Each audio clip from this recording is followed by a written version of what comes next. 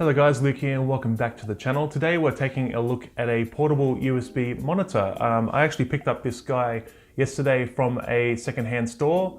Very cheaply. I only paid $40 Australian for this monitor. Usually it retails for around $130 to $150 Australian. Now the reason why I went ahead and picked up a portable USB monitor is because I've been in search for quite some time now a way to make a very portable gaming system.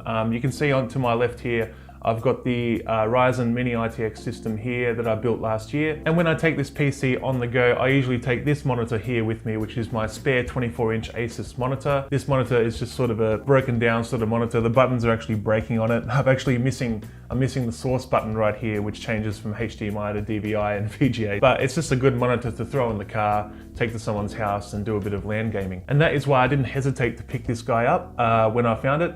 My hope is to actually be able to just put this in a bag, take it alongside the mini-ITX Ryzen system here to LAN events and stuff like that. So let's talk a bit about the monitor itself. It is an AOC 15.6 inch display. It's a TN panel, so it's not great on viewing angles and it's not great on color reproduction. If you would like to look up this monitor yourself, the model number is E1659Fwu. That is what you can search in Google to find more info about this monitor. But basically, it doesn't get very bright either. It only gets up to about 220 nits of brightness. But what's great about this monitor is actually the fact that you can just connect one USB 3.0 cable from the screen itself to a PC and you have an external display. You can either use this as a primary display just with USB, or you can use it to complement your setup. So here I've got, as I said before, the 24-inch Asus monitor here, 1080p. This monitor here, 15.6 inch, and this is 1366 by 768 resolution. So it's not going to be full HD, which is another drawback of this monitor. So this monitor also has an inbuilt stand, which can actually allow you to prop it up either horizontally or vertically, so in portrait or landscape mode. You can also use this for gaming, and we're going to test that out later in the video as well. It runs at 60 Hertz, so we should be able to get 60 frames a second using VSync on this monitor a bit later. We'll test out a couple of games. Now, upon closer inspection of the monitor itself, you can see that there are no actual physical buttons on the panel itself, on the bezel anywhere. That is because everything is controlled through GUI, graphical user interface, on the machine that you have it plugged into. So this monitor is more designed for Windows than it is for Mac or Linux. Apparently there's drivers that can help you connect this with a Mac. But with Windows, it's simply plug and play. So I think by now I've talked enough about the monitor itself. Let's go ahead and plug this guy in and I'll show you how it actually works. So it simply has a USB 3.0 cable that plugs into the underside of the monitor behind the stand. And this is the only connecting port on the monitor itself. There's nothing else connectivity wise, it's just the USB 3.0 port. And on the other end of the cable, we have a USB 3.0 Type A male connector, obviously for connecting to the PC. We also have a USB 2.0 Type A male. In case your machine cannot provide enough power through one USB port, you have the second one here. But I've tested this now on a couple of machines and I seem to only need the one USB 3.0 connector. Of course, maybe if you're connecting this to like a Windows 10 tablet that's running on battery power, you may need to use a dongle to get multiple USB ports for this guy to work. Here we go guys, I'm going to plug this into a USB 3.0 port on the back of my mini-ITX Ryzen system right now, and it usually takes a sec to start up. Now at the moment it's set to just mirror the display, so they're displaying the same image right now. But basically this is what you can expect. You can see now if I point the screen exactly at the camera there, the colors in that aren't too bad. You can see in comparison to this screen here to my right. By the way, this is also a TN panel. So these will actually be very similar when it comes to color reproduction, but this is what you can expect from the AOC 15.6 inch USB monitor. Now, before I get to gaming on this guy, I was going to finish the video by playing a few games on this guy, but before we get there, I want to mention also this does have VESA mount support, 100 by 100 millimeter support. So what's great about that is, and what the main reason why I picked it up is because I'm hoping that I can mount this display directly to the Ryzen system here.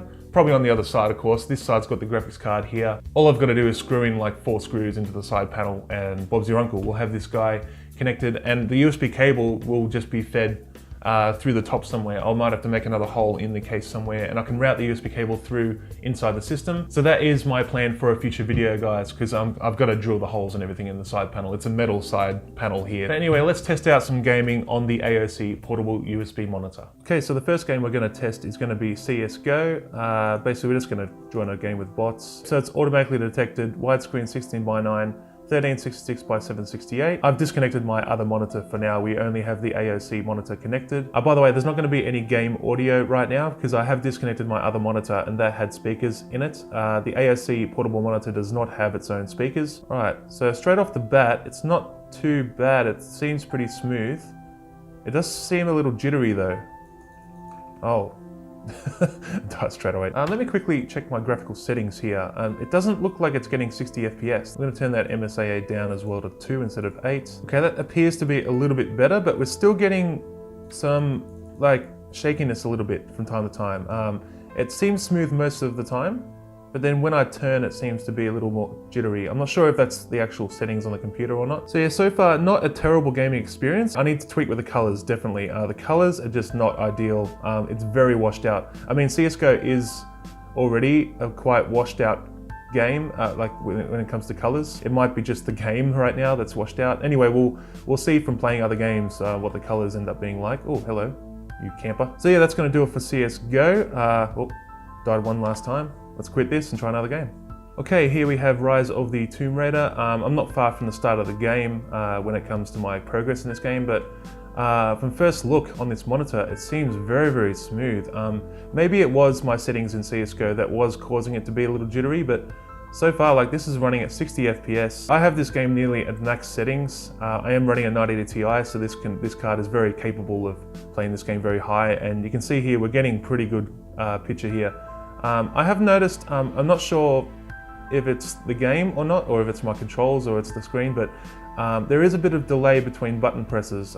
Again, I'm not sure if that's with this game, because Csgo, I didn't really notice that so much. There might have been a slight bit of delay. And again, the only thing I need to adjust here is probably the colors. So I haven't got the software installed. I might look at that in a future video, probably the video where I try and mount this monitor to my mini-ITX Ryzen system. I will play around with the color settings then, or before then, and yeah, give you guys an update in the next video. But yeah, this has been Rise of the Tomb Raider. I didn't get much progress done here, I'm just testing it out. But yeah, let's go ahead and launch the next game. And now for our last game, we are launching up, of course, Sea of Thieves. How can I leave this game out of a game roundup? So if you've been to my channel in recent past, you'll know that I love Sea of Thieves and I make a fair bit of content on it. So if you like Sea of Thieves, definitely subscribe and check out my future videos. Even my older videos are pretty fun. Okay, we are in the game, and first impressions again looks fairly smooth. We are getting about 60 frames a second as usual. Now we're just going to sail around a little bit and test out the picture.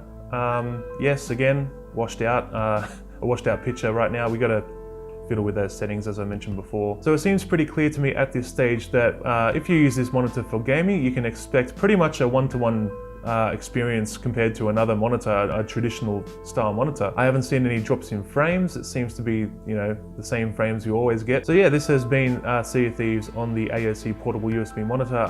Yeah, very, very happy with the performance. It doesn't feel like I'm using a portable monitor at all. It seems just like another sort of monitor. Like there seems to be no drawbacks with this thing. Just as I mentioned before, colors and the viewing angles aren't great. That's why on camera right now, you're viewing it through the camera right now. It may seem to be, again, a little bit more washed out than usual, probably because of the angle that the camera's on. If I put the camera dead center of the monitor, it will probably be a lot better. We have a shipwreck here. But I'm going to quit now anyway, so it doesn't matter. I'm not going to get the loot. So before I end this video, just some final thoughts on the AOC portable monitor. There are better options out there. This is definitely not the best portable monitor by far. Again, it's got, you know, that TN panel, which results in poor viewing angles, poor color reproduction. It also doesn't have any buttons on the monitor itself. This monitor is only really friendly with Windows out of the box. It's not really compatible straight out of the box with Mac or Linux. You need third-party drivers for that. And last but not least, you have that screen resolution. It would be ideal to have a 1080p resolution on this display. So yes, the resolution does seem a bit low. It would be nice to have 1080p, but again, this is only a 15.6 inch display, so you don't really notice the resolution drop that much. You would definitely notice it if it was, say, 20 inches or larger. You would definitely notice the difference then. But they seem to be the only downsides of this monitor. You have a lot of pros for this monitor. You have the price. The price is awesome. As I said, I picked this up for $40 used from a secondhand store. The stand as well, how it's able to let you have it in landscape or portrait without like adjusting anything. It's basically just the stand that's built in. You just flick out and then you can rotate it either way. Also, you only have that one cable connection, so it's just USB 3.0 and that's all you need. Another great feature of this screen is that the fact that it is very, very light screen as well. So it's very easy to carry around, very easy to just drop in a backpack and take with you anywhere. So I do think with this monitor that the pros definitely outweigh the cons. If you are in the market for a portable monitor, not everyone needs a portable monitor, of course, but for my purposes here, I do hope to mount this monitor to this computer side panel, and then I have a truly portable gaming system. But anyway, that is going to do it for this video on the AOC 15.6 inch portable USB monitor. If you did enjoy this video, please leave a like down below, subscribe for more content like this, and I'll see you guys around the channel. All right, have a good one.